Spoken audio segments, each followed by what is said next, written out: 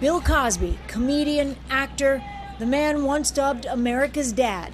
Tonight, the 80-year-old is convicted on 3 counts of aggravated indecent assault. What was revealed through this investigation was a man who had spent decades preying on women that he drugged and sexually assaulted. As the verdict was read, Cosby accusers not part of the case gasped and sobbed in the courtroom, forcing the judge to call for order. The jury decided beyond a reasonable doubt that Cosby drugged and sexually assaulted Andrea Constand in his Pennsylvania home in 2004. Constand, a former Temple University employee, stared ahead during the verdict with little emotion on her face.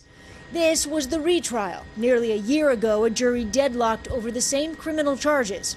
For many alleged victims whose accusations never led to criminal charges, this was seen as their victory as well. I feel like I'm dreaming. Can you pinch me? I feel like I'm dreaming. The justice system is finally paying attention. In the retrial, 5 accusers, in addition to Constand herself, testified, telling the jury they too were drugged and sexually assaulted by Cosby. The prosecution attempting to show a pattern of behavior. The defense fired back in cross-examination, accusing the 6 women of wanting money and fame.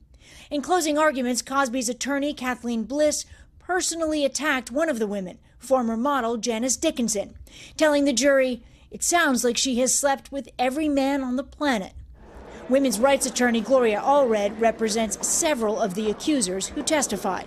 Finally, we can say women are believed, and not only on #MeToo, but in a court of law. District Attorney Kevin Steele battled to get Cosby's bail revoked and send him straight to jail, telling the judge he was a flight risk and has a plane. Cosby then yelled, "He doesn't have a plane.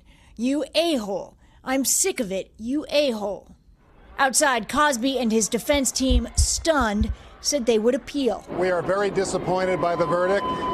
We don't think Mr. Cosby is guilty of anything, and the fight is not over. Bill Cosby is back in his Pennsylvania home tonight. He's not allowed to leave the county. He's going to be undergoing what's called a sexually violent predator assessment, and then he's going to be back here at this courthouse in 2 to 3 months for sentencing.